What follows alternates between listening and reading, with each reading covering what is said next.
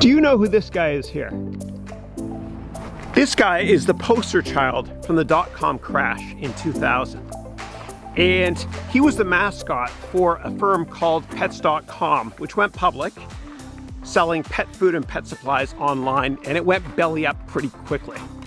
And so I ordered this guy off of eBay. It's pretty amazing. You can get anything you want from eBay and use it for props and then sell it back to eBay, kind of like it's a 5% rental fee. But I want to talk about this guy because this guy misled a lot of investors in the late 90s and in the early 2000s. And a lot of people that just did their own research and their own homework would have realized that this company here that sells pet supplies and pet food can't compete longer term because of Amazon, of course, and other online companies that competes with this guy here. And so it was a spectacular bankruptcy and marked the peak of the dot-com bubble back in the late 90s. And so I bring this up because I always want you to do your own research when you're looking into investing in companies. And it's not that hard to do, and I'm going to show you how. First of all, don't ever listen to anybody on television that's talking about their own stocks, okay, and the company they work for, because of course they're biased. And don't listen to investment bankers or analysts on TV either. There is a bias there, okay? Do your own homework. Always do your own homework. And I'm going to show you a couple really easy ways to do it. So when a company goes public, they have to file a massive document called an S1 filing, okay? It's also called a prospectus. And what happens is governments mandate that companies that list on their stock exchanges have to create these things. And these are amazing reports, and a lot of people don't read them. But in this one here for Facebook, for example, from 2012, you can read through and see every single risk, who's the management team, the financials, everything. And you could have seen in here that Facebook did not have a mobile strategy back then. Remember when Facebook went public in 2012 and you wanted to access your Facebook news on your mobile handset? You had to use a browser. There was no app. And so that was a risk that was actually highlighted in this document, and lawyers helped to write this thing, and the investment bankers too, but mainly lawyers. And you can find out every risk in a company by just reading these things. Stay informed.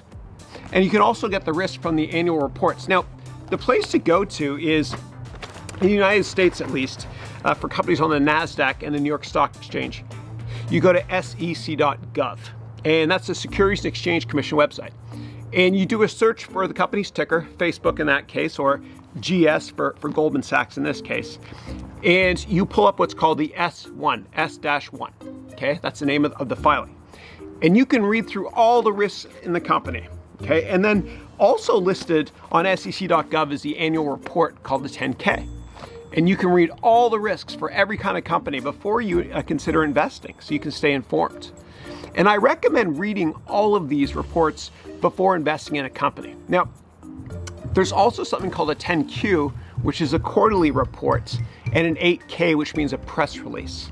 Okay, and by law, you and I have the exact same access to information at the same time that the professional investors do.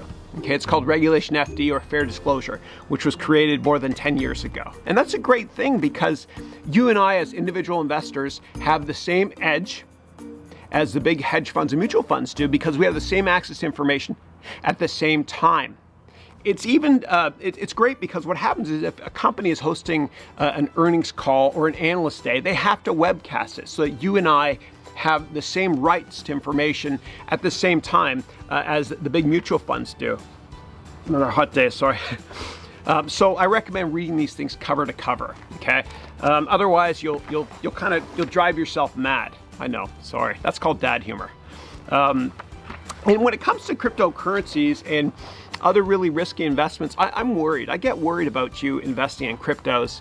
I made a 24-hour course, it was too long, on cryptocurrencies, and I created a 49-step research process to go through before considering investing in cryptocurrencies. And I tried to mimic what's in these things for cryptocurrencies. And you really have to do your research on cryptocurrencies because they're not regulated by governments, they're regulated by mathematics.